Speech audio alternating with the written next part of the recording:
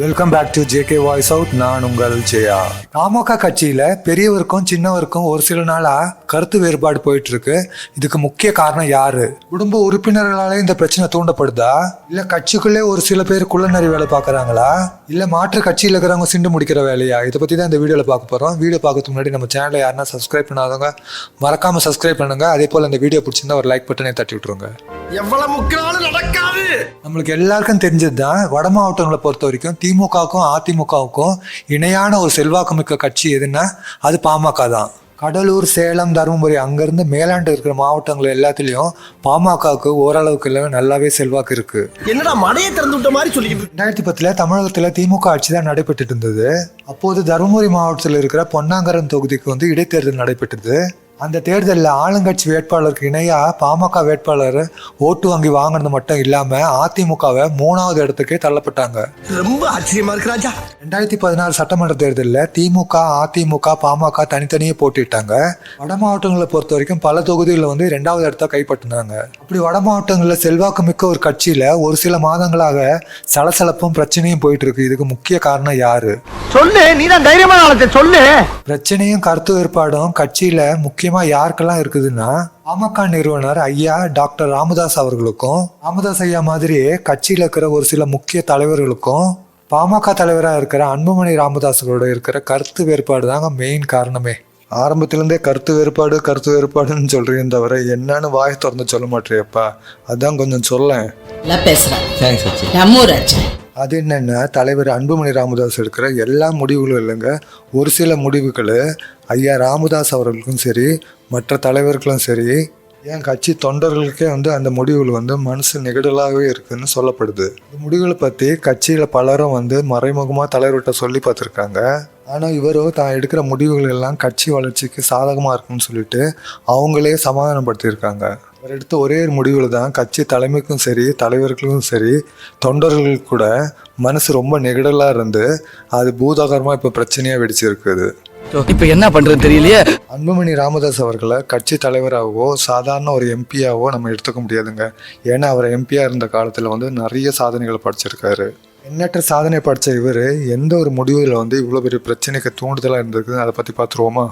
10 நிமிஷம் ஒரு பள்ளி மாணவராக இருக்கிற காலகட்டத்தில் பழைய தென்னார்காடு மாவட்டத்தில் 12ஆம் வகுப்பு பொதுத் தேர்வில் மாவட்டத்திலே முதல் மாணவராக தேர்ச்சி பெற்றிருக்காரு.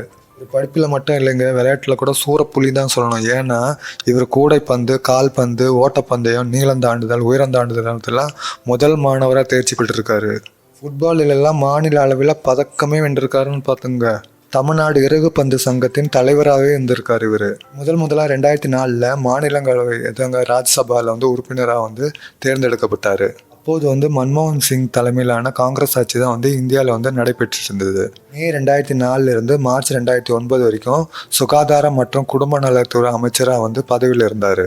அமைச்சராகிற காலகட்டத்தில் ஒரு சில அமைச்சரை போல டம்மியாக இல்லாமல் தமிழகத்துக்கு இல்லைங்க, இந்தியாவுக்கே நிறைய நல்ல திட்டங்களை கொண்டு வந்தார் இவர். அமைச்சராக இருந்தபோது தான் பொது இடங்களிலும் அலுவலகங்களிலும் புகைப்பிடிக்கிறது தடை செய்யப்பட்டது. அது மட்டும் இல்லைங்க, ஸ்கூலு, காலேஜ் பக்கத்துலலாம் சிகரெட்டு, புகையிலை விளம்பரங்கள்லாம் செய்கிறதுல முற்றிலுமாக தடை செய்யப்பட்டது. இதெல்லாம் மீறினா கடுமையான சட்டம் பாயின்னு சொல்லிட்டு எச்சரிக்கை எடுத்துருக்காங்க. இப்பெல்லாம் பாருங்க, ஸ்கூல் பக்கத்துலயும் காலேஜ் பக்கத்துலயும் சிகரெட் இல்லைங்க, கஞ்சாவே சுலபமாக கிடைக்குதுன்னு சொல்லிட்டு குற்றம் சாட்டுறாங்க. அது மட்டும் இல்லைங்க, திரைப்படங்கள், தொலைக்காட்சிகள் மூலமாக கவர்ச்சிகரமாக காட்டி இளைஞர்களை போதைப் பொருள்களுக்கு அடிமையாக்குவதை தடுக்க கடுமையான தணிக்கை நெறிகளை கொண்டு வந்தார் இவர். சுகாதார அமைச்சராக இருக்கிற காலகட்டத்தில் தான் 108 ஆம்புலன்ஸ் இலவச சேவையை இந்தியாவுக்கு அறிமுகப்படுத்தினார். நம்ம என்ன மெடிக்கல் எமர்ஜென்சிக்கு 108 ஆம்புலன்ஸுக்கு ஃப்ரீயாக கால் பண்ணுறோம் பார்த்தீங்களா, அதை கொண்டு வந்தவரே இவர் தாங்க. அமைச்சராக இருக்கிற காலகட்டத்தில் தான் போலியோ நோய்க்கு எதிரான விழிப்புணர்வும், போலியோ என்னும் நோயை இல்லாத நாடாக இந்தியாவை மாற்றினார். போலியோ ஒழிப்பு, புற்றுநோய்க்கான விழிப்புணர்வு, இதற்கான சாதனையாளர் விருது வரைக்கும் பெற்றிருக்கார் இவர். இவ்வளோ சாதனையும் கட்சிக்கு இவ்வளோ நல்ல பேர் வாங்கி கொடுத்த இவர் எந்த முடிவு எடுத்தாலும் கட்சிக்குள்ள சலசலப்பும் பிரச்சனையும் ஏற்பட்டு இருக்குதுன்னா கூட்டணிக்கான முடிவு. அதுக்கு என்னங்கிறப்ப பெரியவங்க சொல்லுவாங்க ஒரு பழமொழி, அதுதான் இங்கே ஞாபகம் வருது, யானை கூட அடி சறுக்கும்னு சொல்லுவாங்க பார்த்தீங்களா. அது மாதிரி தான் இவர் கூட்டணிக்கு எடுத்தாலும் எடுத்ததுக்கான முடிவு தான் இவ்வளோ பெரிய பிரச்சனைக்கும் காரணமே. எப்படி? நம்மளுக்கு எல்லாருக்கும் தெரிஞ்சுதான் மத்தியில் வந்து 12 ஆண்டுகளாக மோடி ஐயாவோட தலைமையில் தான் பிஜேபி ஆட்சி நடைபெற்றுட்டு இருக்கு. அன்புமணி ராமதாஸ் அவர்கள் என்ன நினைச்சாங்கன்னா, இப்போ மத்தியில் எப்படி இருந்தாலும் காங்கிரஸ் ஆட்சி வரப்போகிறது இல்லை, பிஜேபியோட ஆட்சி தான் நடைபெற போகுது. இப்படியே பிஜேபி கட்சி கூட்டணியோட சேர்ந்து தேர்தலை சந்திக்கலாம். தமிழகத்தை பொறுத்த வரைக்கும் வட மாவட்டத்தில் நம்ம கட்சிக்கு ஓரளவுக்கு செல்வாக்கு இருக்குது.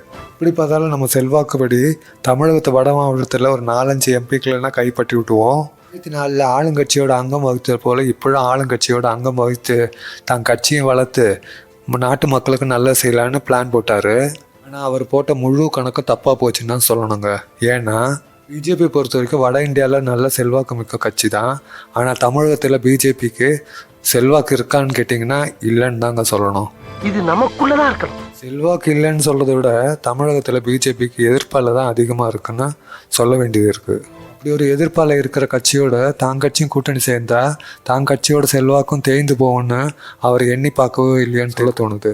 பிஜேபியோட கூட்டணி சேர்ந்து தேர்தலை சந்தித்த எல்லா தேர்தலையும் பாமக வந்து படுதோல்வி தான் சந்திச்சிருக்கு.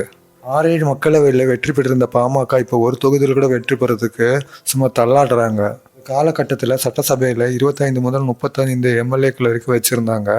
பிஜேபி கூட்டணியில் சேர்ந்து சட்டசபை தேர்தலை சந்தித்த பாமக 2-3 எம்எல்ஏக்கள் கிடைக்கிறதுக்கே சும்மா முக்குறாங்க. தமிழகத்தை பொறுத்த வரைக்கும் ஒரு சில பேர் சொல்கிற ஒரு பொதுவான வார்த்தை, பாமக வந்து ஒரு தேர்தலில் வந்து திமுக கூட்டணியோடையும் இன்னொரு தேர்தல் வந்து அதிமுக கூட்டணியோடையும் மாறி மாறி தேர்தலை சந்திக்கிறாங்க. அந்த நேரத்தில் பாமகவின் செல்வாக்கெல்லாம் சரிஞ்சிச்சுன்னு கேட்டிங்கன்னா இல்லைன்னு தான் சொல்ல தோணுது.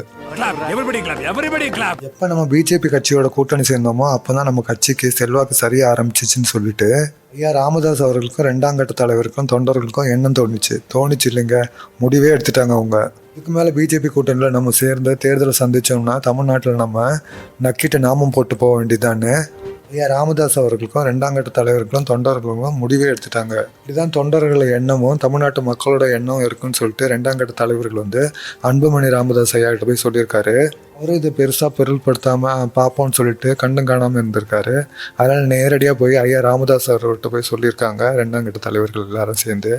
2ஆம் கட்ட தலைவர்கள் விருப்பம் தொண்டர்கள் விருப்பத்தைப்படி அதிமுக இல்லை திமுகவோட தேர்தலை சந்திச்சாதான் நம்ம கட்சியை வளர்க்க முடியும்னு சொல்லிட்டு ஐயா ராமதாஸ் அவர்கள் வந்து முடிவே எடுத்துட்டாரு.